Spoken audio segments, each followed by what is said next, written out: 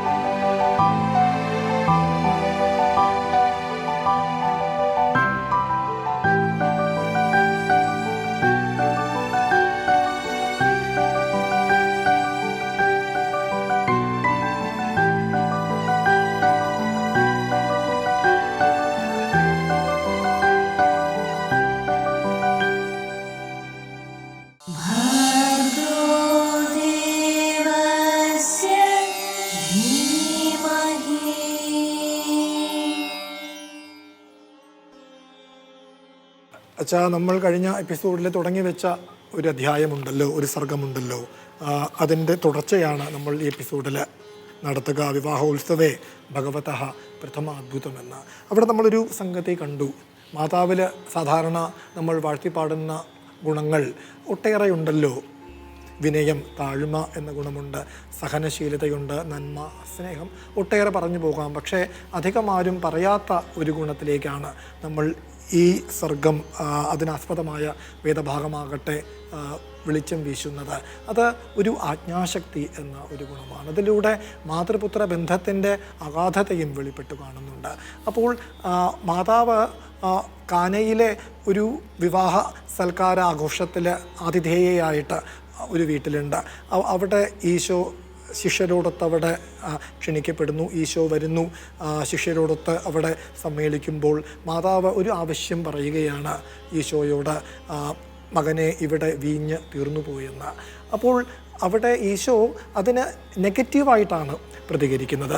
ഇതിൽ അമ്മയ്ക്കും എനിക്കും എന്തു കാര്യം എന്ന് മാത്രമല്ല, എൻ്റെ സമയം സമാഗതമായിട്ടില്ല എന്ന്. അപ്പോൾ അതിന് മാതാവിൻ്റെ മറുപടി ഈശോയോടല്ല, പ്രതികൂലമായി പ്രതിവചിച്ച ഈശോയോടല്ല, ഭൃത്യന്മാരോട് നോക്കി ഈശോ കേൾക്കെ. ഈ ഫലത്തിൽ അത് ഈശോയ്ക്കുള്ള നിർദ്ദേശമാണ്. ഫലത്തിലത് ഈശോയ്ക്കുള്ള നിർദ്ദേശമാണ്. അത് ഭൃത്യന്മാരോട് നൽകുന്നുവെന്ന് മാത്രം അവരോട് പറയുന്നു.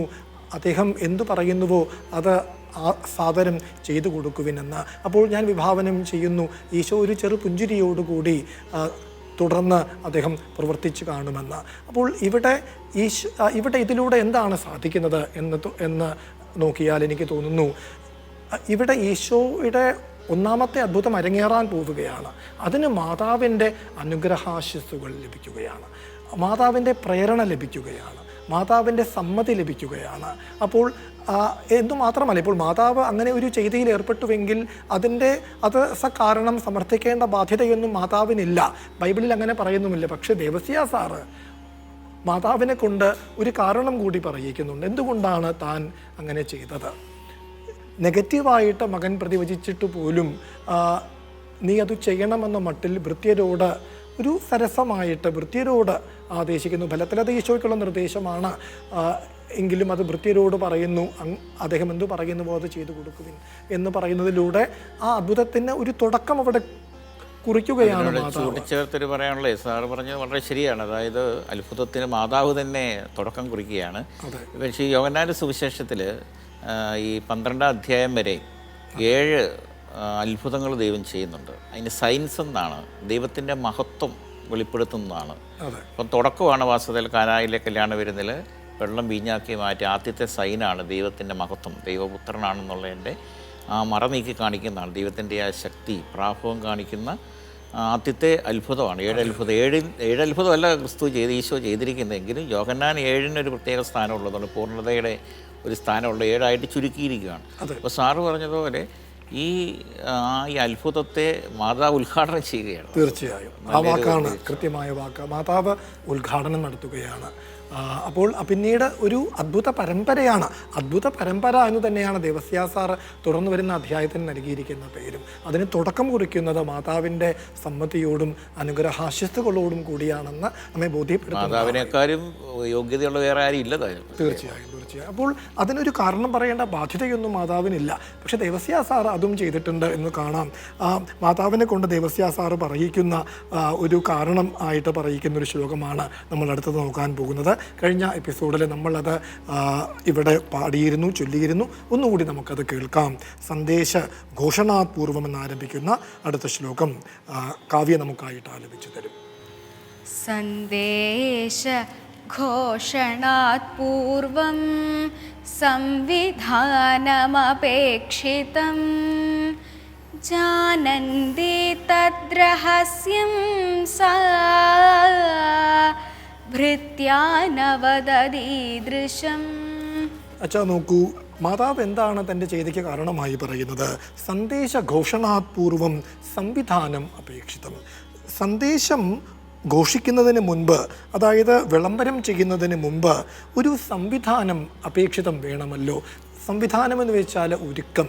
ഇവിടെ സന്ദേശം എന്താണെന്ന് വെച്ചാൽ ഈ അദ്ഭുതം സന്ദേശമാണ്. അപ്പോൾ ഇവിടെ ഒന്നാമത്തെ അദ്ഭുതം അരങ്ങേറ്റാൻ പോവുകയാണ്. അതൊരു സന്ദേശമാണ്. തുടർന്ന് ഒരു പരമ്പരയുണ്ട് അദ്ഭുതങ്ങളുടെ. ഇവയൊക്കെ സന്ദേശമാണ്. ആ സന്ദേശം വിളംബരം ചെയ്യുന്നതിന് മുൻപ് ഒരു ഒരുക്കം വേണമല്ലോ. ആ ഒരുക്കമാണത്രേ താൻ നടത്തിയത് എന്ന മട്ടിൽ ഈ സന്ദേശം സാർ ഉപയോഗിച്ചില്ല. അപ്പോൾ യോഹന്നാന്റെ സുവിശേഷത്തെക്കുറിച്ച് സാർ നന്നായിട്ട് അറിയാം. യോഹന്നാന്റെ സുവിശേഷത്തെ ഓരോ അത്ഭുതവും ഓരോ സന്ദേശമാണ്, സൈനാണ്. അത് മനസ്സിലാക്കിയും കൂടെയാണ്. അതെ. ഞാനിതിനെ നോക്കിക്കാണുന്നത് എങ്ങനെയാണെന്ന് വെച്ചാൽ സന്ദേശമായിരിക്കാം തീർച്ചയായും. അതോടൊപ്പം തന്നെ ഞാനിതിനെ നോക്കിക്കാണുന്നത്, ഈ അദ്ഭുതത്തെ നോക്കിക്കാണുന്നത് ഏത് അദ്ഭുതമാണെങ്കിലും, ഇപ്പോൾ അച്ഛൻ പറഞ്ഞു 7 അദ്ഭുതങ്ങൾ, അതിലും എത്രയോ കൂടുതലുമുണ്ട്. ഈ അദ്ഭുതങ്ങളെ ഞാൻ നോക്കിക്കാണുന്നത് ഇനിയെങ്കിലും വിശ്വസിക്കൂ എന്ന ഒരു ആഹ്വാനമായിട്ടാണ്. അതായത് അല്ലാതെ ഇവിടെ തന്നെ ഒരു മന്ത്രവാദിയായിട്ടോ ഒരു മാന്ത്രികനായിട്ടോ ഒരു ഐന്ദ്രജാലികനായിട്ടോ ഇവിടെ കാണിക്കുകയല്ലല്ലോ ഈശോയുടെ ഉദ്ദേശം. ഇനിയെങ്കിലും നീ വിശ്വസിക്കുക. വിശ്വാസം എന്ന ഒരു സംഗതി ഉണ്ടല്ലോ, അതിൻ്റെ ഒരു ആവിഷ്കാരമാണിത് എന്നാണ് എനിക്ക് തോന്നുന്നത്. സാറിൻ്റെ ആ നിരീക്ഷണം വളരെ എന്നെ അത്ഭുതപ്പെടുത്തുകയാണ്. കാരണം ഈ യോഹന്നാന്റെ സുവിശേഷത്തിൽ ഏറ്റവും പ്രധാനപ്പെട്ട ഒരു പോയിൻ്റാണ് വിശ്വസിക്കുക എന്നാലേ നിത്യവും പ്രാപിക്കുള്ളൂ. സാറ് കൂടുതലിനെക്കുറിച്ച് വായിക്കാതെ തന്നെ സ്വന്തം നിരീക്ഷണത്തിൽ കൂടെ അത് വന്നിരിക്കുന്നത് വളരെ ആശ്ചര്യകരമാണ്. അതെ. അപ്പോൾ അവിടെ ഈ ഒരുക്കം നടത്തി കൊടുക്കുക എന്നത് നമ്മൾ പറയാറുണ്ട് ഒരു അധ്യാപകൻ്റെ കർത്തവ്യമാണ്. ഇവിടെ ദേവസ്യ സാറ് ഈശോയെ ഗുരു, ജഗദ്ഗുരു, ലോകഗുരു എന്നൊക്കെയാണ്. ഇവിടെ മാതാവ് ചിലപ്പോൾ ആ ലോകഗുരുവിനും ഗുരുവായിട്ട് ഇവിടെ കാണപ്പെടുന്നു എന്ന് നമുക്ക് പറയാൻ പറ്റും. കാരണം ഒരു അധ്യാപകൻ്റെ കർത്തവ്യം വിദ്യാർത്ഥികൾക്കൊരു സാഹചര്യം ഒരുക്കി കൊടുക്കുകയാണ്, അവിടെ തടസ്സങ്ങൾ നീക്കി കൊടുക്കുകയാണ്, ഒരു ഒരുക്കമുണ്ടാക്കി കൊടുക്കുകയാണ്. അവിടെ ഇപ്പോൾ നമ്മൾ ഒരു സ്ലാങ്ങിൽ പറഞ്ഞാൽ ഒരു സ്റ്റാർട്ടിങ് ട്രബിൾ ഉണ്ടെങ്കിൽ അതൊന്ന് മാറ്റി കൊടുക്കുകയാണ് ഒരു അധ്യാപകൻ ചെയ്യേണ്ടത്. ഏതാണ്ട് അതൊക്കെ തന്നെയാണ് ഇവിടെ മാതാവും ചെയ്തത്. എൻ്റെ സമയം സമാഗതമായിട്ടില്ല മനസ്സിലാക്കിയിട്ടില്ല എന്ന് പറയുന്ന ഈശോയോട് നിൻ്റെ സമയം സമാഗതമായി എന്ന വാക്കുകൊണ്ട് പറയുകയല്ല, ആ ഒരു സരസമായ ചെയ്തിയിലൂടെ ഭൃത്യന്മാരോട് പറയുന്നു അദ്ദേഹം എന്ത് പറയുന്നു പോലെ നടത്തി കൊടുക്കൂ എന്ന്. അപ്പോൾ ഒരു സരസമായ ചെയ്തിയിലൂടെ അവിടെ നിൻ്റെ സമയം സമാഗതമായി എന്ന് ഈശോയെ ബോധ്യപ്പെടുത്തുകയാണ്. അപ്പോൾ മകനെ എത്രത്തോളം മാതാവ് മനസ്സിലാക്കിയിട്ടുണ്ട് എന്നതിലൂടെ, അതുപോലെ മകൻ അത് ആ അമ്മ പറഞ്ഞത് അക്ഷരം പ്രതി അനുസരിക്കുമ്പോൾ മകൻ എത്രത്തോളം അമ്മയെ മനസ്സിലാക്കിയിട്ടുണ്ട്. ആ മാതൃപുത്ര ബന്ധത്തിൻ്റെ പാരസ്പര്യം വാക്കുകളിലൂടെയല്ല, ഒരു നേർത്ത ഒരു സംഭവത്തിലൂടെ, ഒന്ന് വേഗത്തിൽ വായിച്ചു പോയാൽ വിട്ടുപോകാൻ പോലും സാധ്യതയുള്ള ഒരു സംഭവത്തിലൂടെ, അതും മാതാവിൻ്റെ മഹത്വത്തെ പറയുന്ന ഒരു എപ്പിസോഡിലല്ല, ഈശോയുടെ പ്രഥമാത്ഭുതം എന്ന ഈശോയെ കേന്ദ്രീകരിച്ചു കൊണ്ട് പറയുന്നൊരു വേദഭാഗത്തിലാണെന്ന് കൂടി നമുക്ക് ഓർക്കണം. അങ്ങനെ ഒട്ടേറെ സാധ്യതകൾ തുറന്നു തരുന്ന ഒരു അധ്യായത്തിലാണ് നമ്മൾ. മാത്രമല്ല ഇത് 15 ശ്ലോകങ്ങളെ ഇതിനകത്തുള്ളൂ. അതെ അതെ. സാറ് വാസ്തവത്തിൽ ഇവിടെ അധികമൊന്നും കൂട്ടിച്ചേർത്തിട്ടില്ല. കൂട്ടിച്ചേർത്തിരിക്കുന്നത് ഗംഭീരമായിരിക്കും. സാറ് പറഞ്ഞ ഉദാഹരണം സംവിധാനം എന്നുള്ള പദം ഒക്കെ ഒരു സിനിമയുടെ പശ്ചാത്തലത്തിൽ പറയുകയാണെങ്കിൽ ഒരു സിനിമയുടെ പകിട്ടെന്ന് പറയുന്ന സംവിധായകനെ സംവിധാനം. അപ്പോൾ ഈശോയുടെ ആ മഹത്വത്തിൻ്റെ ഒരു സാറ് പറഞ്ഞ ഒരു ഗുരുവിൻ്റെ ഗുരുവായിട്ട് തീർന്ന മാതാവ്. അപ്പോൾ സാർ ഏതാനും കാര്യങ്ങൾ കൂട്ടിച്ചേർത്തിട്ടുള്ളൂ. അത് വളരെ അർത്ഥപൂർണ്ണമായിരിക്കും.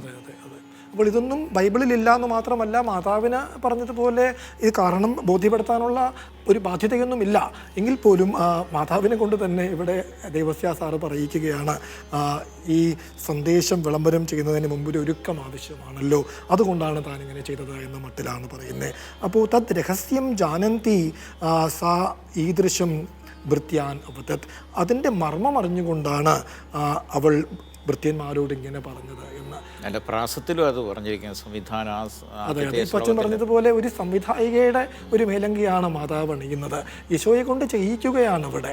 അപ്പോൾ ഒന്നുകൂടി പറയട്ടെ, മാതാവിൻ്റെ എല്ലാ അനുഗ്രഹാശസ്സുകളോടും കൂടിയാണ് ഈശോ ഒന്നാമത്തെ അത്ഭുതത്തിലേക്ക് കടക്കുന്നത് എന്ന് നമുക്ക് പറയാം. തൊട്ടടുത്ത ശ്ലോകത്തിലേക്ക് കടക്കാൻ വെച്ചാൽ, അപ്പോൾ ഈശോ എന്താണ് ചെയ്തത്? ഈശോ പിന്നെ അത് ചെയ്യുകയാണ്, കാരണം അത് ഫലത്തിൽ ഈശോയ്ക്ക് നൽകിയ നിർദ്ദേശമാണ് എന്ന് ഈശോ മനസ്സിലാക്കിക്കൊണ്ട് അത് ശിരസാ വഹിക്കുകയാണ് അദ്ദേഹം ചെയ്തത്. അവിടെ 6 കൽഭരണികളുണ്ടായിരുന്നു, അവയിൽ വെള്ളം നിറയ്ക്കുവാൻ ഈശോ ആവശ്യപ്പെടുന്നു, ഭൃത്യന്മാരോട് ആവശ്യപ്പെടുന്നു. ഭൃത്യന്മാരോട് മാതാവ് പറഞ്ഞിട്ടുണ്ടല്ലോ, അദ്ദേഹം എന്തു പറയുന്നു അത് നടത്തി കൊടുക്കുവാനായിട്ട് അവർ അതനുസരിക്കുകയും ചെയ്യുന്നു. അതിനെക്കുറിച്ച് പറയുന്ന അടുത്ത ശ്ലോകത്തിലേക്ക് കടക്കുകയാണ്. തത്ര സംസ്തോയ പാത്രാണി ഷഡ്പാഷാണമയാനി ച താനി പൂരയിതും തോയേന ആദിദേശോദ്ഭുതോദ്യതഃ. ഇവിടെ അദ്ഭുതോദ്യതഃ എന്നാണ് ഇവിടെ ഈശോയെ കുറിക്കുന്ന വാക്കച്ച. അതായത് അദ്ഭുതം ചെയ്യാൻ ഒരുമ്പെട്ട, അദ്ഭുതം ചെയ്യാൻ താൻ തീരുമാനിച്ചു കഴിഞ്ഞു, അദ്ഭുതം ചെയ്യാൻ ഉന്മുഖനായ ഈശോ. അദ്ദേഹം എന്താണ് ചെയ്തത്? അദ്ദേഹം ആദേശിച്ചു, കൽപ്പിച്ചു, നിർദ്ദേശിച്ചു. അവിടെ 6 കൽഭരണികളുണ്ടായിരുന്നു. ഷട്ട് തോയ പാത്രാണി പാഷാണമയാനി എന്ന അവയിൽ വെള്ളം നിറയ്ക്കുവാൻ തോയേന പൂരയിതും ആദിദേശ, വെള്ളം നിറയ്ക്കുവാൻ ഗുരു ആജ്ഞാപിക്കുകയാണ്. തുടർന്ന് അവർ ആ 6 കൽഭരണികളിലും വക്കോളം വെള്ളം നിറച്ചു. അപ്പോൾ എന്നിട്ട് ഈശോ പറയും, അതിൽ അല്പം വെള്ളമെടുത്ത് അവിടുത്തെ ഈ പാചകശാല വിചാരിപ്പുകാരൻ്റെ പക്കൽ കൊണ്ടുപോയി കൊടുക്കൂ എന്ന് പറയുന്ന അടുത്ത ശ്ലോകത്തിലേക്ക് നമ്മൾ കടക്കുകയാണ്. പുനർഗുരോർ നിദേശാത്തെ എന്നാരംഭിക്കുന്ന അടുത്ത ശ്ലോകത്തിലേക്ക്. പുനർഗുരോർ നിദേശാത്തെ സ്വൽപമാദായ തം രസം ഭോജ്യാധ്യക്ഷാന്തികം പ്രാപ്യ ദദുസ്തസ്മൈ സ വിസ്മയം. അപ്പോൾ വെച്ചാൽ ഭൃത്യന്മാർ ഈശോയുടെ കൽപ്പന പ്രകാരം 6 കൽഭരണികളും അവർ ജലം വക്കോളം നിറച്ചു. തുടർന്ന് ഈശോ എന്താണ് ചെയ്തത്? തുടർന്ന് അവർ ഗുരോഹോ നിദേശാത്, ഗുരുവിൻ്റെ നിർദ്ദേശം അനുസരിച്ച് തം രസം സ്വൽപ്പം ആദായ, ആ വെള്ളത്തിൽ നിന്ന് അല്പം കോരിയെടുത്ത് ഭോജ്യ അധ്യക്ഷൻ എന്നാണ് ഇവിടെ നമ്മൾ ഈ മലയാളത്തിൽ പറയുമ്പോൾ നമ്മൾ വിരുന്നുവാഴി എന്നൊക്കെ പറയുമല്ലോ, ഈ ഭരിപ്പുകാരൻ എന്നൊക്കെയാണ് പഴയ കലവറക്കാരൻ പറയും. അതെ അതെ അതെ അതെ, വിരുന്നുവാഴി എന്ന വാക്കാണ് നമ്മൾ കൂടുതലായി പറയുക. ഇവിടെ നമ്മൾ പാചകശാല വിചാരിപ്പുകാരൻ എന്നൊക്കെയാണ് അതിൻ്റെ മലയാളം. വിരുന്നുവാഴി തനി മലയാളമാണ്. ഇവിടെ ഭോജ്യ അധ്യക്ഷൻ എന്നാണ് സാറിൻ്റെ പ്രയോഗം. അപ്പോൾ ആ ഭോജ്യ അധ്യക്ഷൻ്റെ അടുക്കൽ ചെന്ന് സ്വവിസ്മയം തസ്മൈ ദതുഹു, അദ്ദേഹത്തിനത് നൽകി എന്ന്. എങ്ങനെ നൽകി? വിസ്മയത്തോടു കൂടി. കാരണം കോരിയെടുക്കുമ്പോൾ തന്നെ ഭൃത്യന്മാർക്ക് മനസ്സിലായി, ചെറിയ പ്രയോഗമാണെങ്കിൽ പോലും അവരാണ് ആ വിസ്മയത്തിന് ആദ്യം സാക്ഷികളായത്. ഭോജ്യാധ്യക്ഷൻ പിന്നെയാണ്, ഭൃത്യന്മാരാണ് ആദ്യത്തെ, ആ അദ്ഭുതത്തിന് ആദ്യത്തെ സാക്ഷികൾ ഭൃത്യന്മാരാണെന്ന് പറയേണ്ടി വരും. സവിസ്മയം ദതുഹു, വിസ്മയത്തോടുകൂടി അമ്പരപ്പോടു കൂടിയാണ് നൽകുന്നത്. അവർക്കറിയാം, കോരിയെടുക്കുമ്പോൾ തന്നെ അവർക്ക് മനസ്സിലായി വെള്ളമല്ല, വെള്ളം വീഞ്ഞായി പരിണമിച്ചു കഴിഞ്ഞു എന്ന്. ഭോജ്യാധ്യക്ഷന് പിന്നീടാണ് കാണുന്നില്ലല്ലോ, നേരിട്ട് കണ്ട. തുടർന്ന് പറയുന്ന ഒരു ശ്ലോകത്തിലേക്ക് കടക്കാം. വിരുന്നുവാഴി അത് ആസ്വദിക്കുകയാണ്, അത് രുചിച്ചു നോക്കുകയാണ്. എന്നിട്ട് അവിടുത്തെ ഗൃഹനായകനെ വിളിച്ചു പറയുന്നു. സ്വയം പരിണത്തം ദ്രാക്ഷാരസത്വേന എന്നാരംഭിക്കുന്നു അടുത്ത ശ്ലോകത്തിലേക്ക്. തോയം പരിണതം ദ്രാക്ഷാരസത്വേന ഗൃഹീതവാൻ ഭോജ്യാധിപസ്സമാസ്വാദ്യ ഗൃഹസ്വാമിനമബ്രവീത്. അപ്പോൾ നോക്കൂ, ഭോജ്യാധിപ എന്നാണ് ഇവിടെ ദേവസ്യ സാറ് ഈ വിരുന്നുവാഴിയെ കുറിക്കുന്ന ഒരു പദം പ്രയോഗിച്ചിരിക്കുന്നത്. തൊട്ട് മുമ്പത്തെ ശ്ലോകത്തിലാണെങ്കിൽ നമുക്കറിയാം ഭോജ്യാധ്യക്ഷ എന്നായിരുന്നു. അപ്പോൾ ഈ ഭോജ്യാധിപൻ വിരുന്നുവാഴി ദ്രാക്ഷാരസത്വേന പരിണത്തം തോയം ഗൃഹീത്വ, അവിടെ വെള്ളം കൈക്കൊണ്ടു. പക്ഷെ അത് വീഞ്ഞായി മാറിയ വെള്ളമാണ്, വീഞ്ഞായി രൂപാന്തരപ്പെട്ട വെള്ളം കൈക്കൊണ്ടു. എന്നിട്ട് അത് ഒന്ന് രുചിച്ച് നോക്കിക്കൊണ്ട് അദ്ദേഹം ഗൃഹസ്വാമിനം അബ്രവീത്. ബൈബിളിൽ ഈ വിരുന്നുവാഴി വിളിക്കുന്നത് മണവാളനെയാണ്. മണവാളനെ വിളിച്ചാണ് പറയുന്നത് ഇനിയുള്ള കാര്യങ്ങൾ. പക്ഷേ ഇവിടെ മണവാളനെ അധികം ബുദ്ധിമുട്ടിക്കേണ്ട എന്ന് വിചാരിച്ചാവും ദേവസ്യ സാർ ഗൃഹനായകനെ വിളിച്ചാണ് ഇവിടെ അയാളെ കൊണ്ട് പറയിക്കുന്നത് എന്നുകൂടി നമുക്ക് ഓർക്കാമെന്ന് തോന്നുന്നു. അപ്പോൾ ഗൃഹനായകനോടാണ് അദ്ദേഹം സംസാരിക്കുന്നത്. ആ സംസാരത്തിലേക്ക് കടക്കുകയാണ്. എന്താണ് ഈ വീഞ്ഞായി മാറിയ വെള്ളം രുചിച്ചുകൊണ്ട് വിരുന്നുവാഴി സംസാരിച്ചത് എന്ന്. പരിവേഷയതി എന്നാരംഭിക്കുന്ന അടുത്ത ശ്ലോകത്തിലേക്ക്. പരിവേഷയതി ദ്രാക്ഷാരസം പ്രഥമമുത്തമം സർവപശ്ചാദികൃഷ്ടം തദ്വിപരീതം കൃതം ത്വയാ. നോക്കൂ, സർവഹ എല്ലാവരും, പ്രായേണ എന്നാണ് ഉദ്ദേശിക്കുന്നത്. പ്രായേണ എല്ലാവരും പ്രഥമം ഉത്തമം ദ്രാക്ഷാരസം പരിവേഷയതി, ആദ്യം വിളമ്പുന്നത് നല്ല വീഞ്ഞാണ്. ഉത്തമം ദ്രാക്ഷാരസം പരിവേഷയതി എന്ന വാക്കാണ്. അത് നമുക്കറിയാം, പരിവേഷണം എന്ന വാക്കിന് വിളമ്പൽ എന്നർത്ഥമാണ്. അപ്പോൾ പരിവേഷയതി വിളമ്പുക, വിളമ്പാറ്, അതാണ് പതിവ്. പക്ഷേ ഇവിടെ അദ്ദേഹം ചൂണ്ടിക്കാണിക്കുകയാണ്, തുടർന്നാണ് ഈ തരം താണ് വീഞ്ഞ് വിളമ്പുക. പക്ഷേ അങ്ങ് എന്താണ് ചെയ്തത്? ത്വയാ തത് വിപരീതം കൃതം, അങ്ങ് നേരെ മറിച്ചാണല്ലോ പ്രവർത്തിച്ചത് എന്ന് ആശ്ചര്യത്തോടു കൂടി ഇവിടെ വിരുന്നുവാഴി. ബൈബിളിലാണെങ്കിൽ മണവാളനെ വിളിച്ച്, ദേവസ്യ സാറ് മണവാളനെ അധികം ബുദ്ധിമുട്ടിക്കേണ്ട എന്ന് വിചാരിച്ചിട്ട് ഗൃഹനായകനെ വിളിച്ചാണ് അദ്ദേഹത്തെ കൊണ്ട് പറയിക്കുന്നത്. പ്രായേണ എല്ലാവരും ആദ്യം ഏറ്റവും മികച്ച വീഞ്ഞാണ് വിളമ്പുക, പിന്നീട് തരം താണ വീഞ്ഞ് വിളമ്പാറുണ്ട്. അങ്ങ് നേരെ മറിച്ചാണല്ലോ അങ്ങ് പ്രവർത്തിച്ചത്. ഇപ്പോൾ വിളമ്പുന്ന വീഞ്ഞ് ഏറ്റവും മികച്ചതാണല്ലോ എന്നാണ് അദ്ദേഹം ഉദ്ദേശിക്കുന്നത്. ഈ സുവിശേഷ ഭാഗം ഈ ദേവാലയങ്ങളിൽ ഏറ്റവും കൂടുതൽ ഉപയോഗിക്കുന്ന ചുരുക്കം വേദഭാഗങ്ങളിൽപ്പെട്ടതാണ്. കല്യാണ അവസരത്തിൽ, മാതാവിൻ്റെ തിരുനാൾ, അങ്ങനെ അത്രമാത്രം അർത്ഥപൂർണമായ അർത്ഥഗർഭമായിട്ടുള്ളൊരു ഭാഗമാണ്. ഇതിനകത്ത് ഒത്തിരി ഒത്തിരി കാര്യങ്ങളുണ്ട്. നമ്മളതിൻ്റെ ചില കാര്യങ്ങൾ മാത്രമേ ഇവിടെ നിന്ന് വിശദീകരിക്കുന്നു. അതെ അതെ അതെ. അച്ഛാ, വീണ്ടും നമ്മെ ദേവസ്യ സാർ ഓർമ്മപ്പെടുത്തുകയാണ്, ഒന്നും വിട്ടുപോകാതെ. അതായത് ഈ സംഗതി വിരുന്നുവാഴിക്ക് മനസ്സിലായില്ല, ഈ വീഞ്ഞ് എവിടെ നിന്നാണ് വന്നതെന്ന് വിരുന്നുവാഴിക്ക് മനസ്സിലായില്ല എന്നും, പക്ഷേ ഭൃത്യന്മാർക്ക് അത് അറിയാമായിരുന്നുവെന്നും പറയുന്ന അടുത്ത ശ്ലോകത്തിലേക്ക് കൂടി കടക്കുകയാണ്. ആനീതോയം കുതയിതി. ആനീതോയം കുത ഇതി നാജാനാത് ഭോജനാധിപഃ കിം ത്വജാനൻ സേവകാസ്തേ യൈരുദ്രുതമഭൂജലം. അച്ഛാ, നോക്കൂ, സാറൊന്നും വിട്ടുപോകുന്നില്ല കവി. അതിനുള്ളൊരു തെളിവാണ് ഈ ശ്ലോകം. അയം കുതഹ അനീതഹ, ഇത് എവിടെ നിന്നാണ് കൊണ്ടുവരപ്പെട്ടത്? ഈ വെള്ളം, വീഞ്ഞായി മാറിയ ഈ വെള്ളം എവിടെ നിന്നാണ് കൊണ്ടുവരപ്പെട്ടത് എന്ന് ഭോജനാധിപ ന ജാനാത്, വിരുന്നുവാഴിക്ക് അറിയില്ല. കിന്തു പക്ഷേ യൈഹി ജലം ഉദ്ധൃതം, ആർ വെള്ളം കോരിയെടുത്തുവോ തേ സേവകാഹ അജാനൻ, ആ സേവകന്മാർക്കറിയാമായിരുന്നുവെന്ന്. അപ്പോൾ അവിടെ ആ ഒന്നാമത്തെ അത്ഭുതത്തിന് സാക്ഷ്യം വഹിച്ച ആദ്യത്തെ കൂട്ടർ ഭൃത്യന്മാരാണ്, വിരുന്നുവാഴിക്ക് മുമ്പേ എന്നുകൂടി ഇതിലൂടെ സൂചിപ്പിക്കുന്നുണ്ടാവണമല്ലോ. അടുത്ത ശ്ലോകം ഒരു ഉപസംഹാര ശ്ലോകമാണ് അച്ഛാ. അതായത് ഈശോ അവിടെ അദ്ഭുത കർമ്മങ്ങൾക്ക് തുടക്കം കുറിച്ചു എന്ന് പറയുന്ന ശ്ലോകമാണ്. ഏവം ആശ്ചര്യ കൃത്യാനാം എന്നാരംഭിക്കുന്ന അടുത്ത ശ്ലോകത്തിലേക്ക്. ഏവമാശ്ചര്യകൃത്യാനാം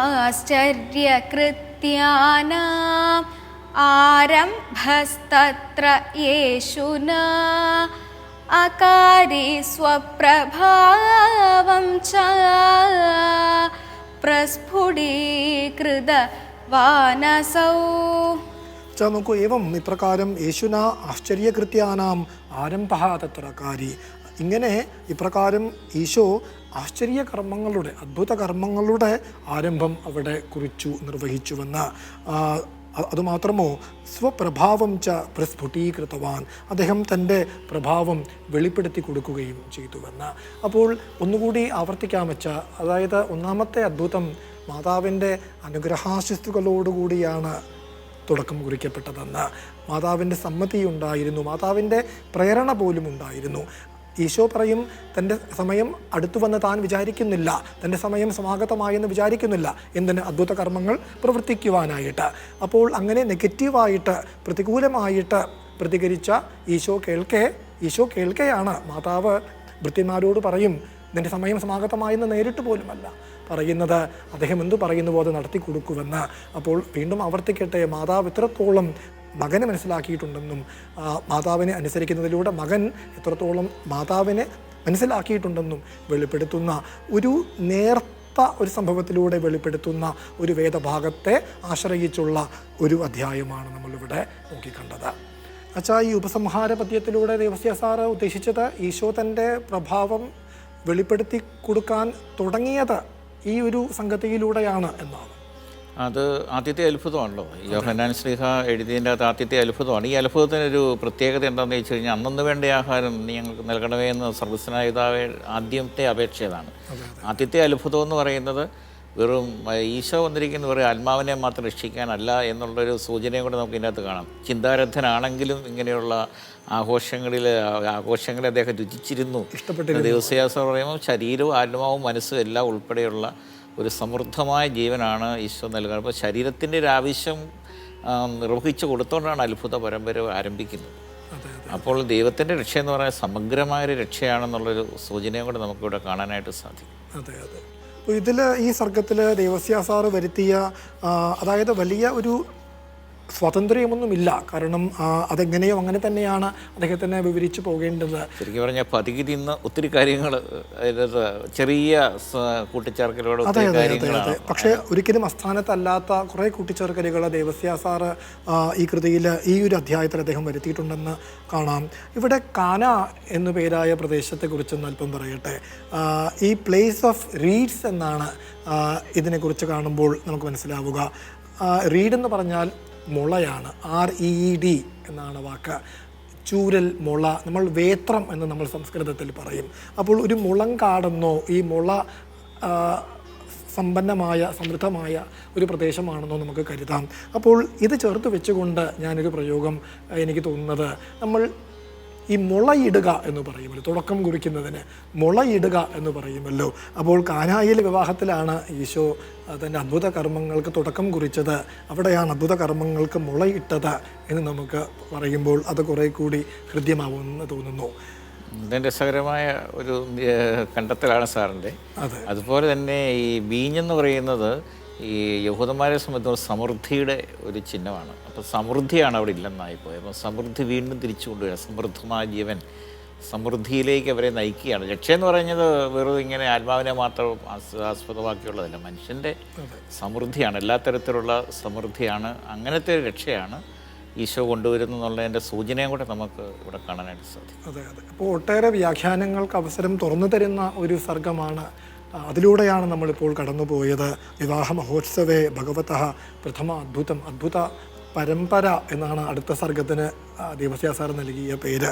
അപ്പോൾ അതിൻ്റെ തുടക്കമാണ് ഇവിടെ കുറിക്കപ്പെട്ടത്. വിവാഹ മഹോത്സവേ ഭഗവതഃ പ്രഥമ അദ്ഭുതം എന്ന ഈ സർഗത്തിൽ. അങ്ങനെ ഒട്ടേറെ വ്യാഖ്യാനങ്ങൾക്ക് അവസരം തുറന്നു തരുന്ന ഈ സർഗം ഇവിടെ പരിസമാപിക്കുകയാണ്. അടുത്ത എപ്പിസോഡിൽ മറ്റൊരു സർഗവുമായി നമുക്ക് കണ്ടുമുട്ടാം. ഗുഡ്നെസ് ടിവിയിലെ എല്ലാ മാന്യ പ്രേക്ഷകർക്കും നന്ദി, നമസ്കാരം. ഈ പ്രോഗ്രാമിനെ കുറിച്ചുള്ള നിങ്ങളുടെ അഭിപ്രായങ്ങളും നിർദ്ദേശങ്ങളും വാട്സാപ്പിലൂടെ ഞങ്ങളെ അറിയിക്കുക. അറിയിക്കേണ്ട നമ്പർ 9074576022.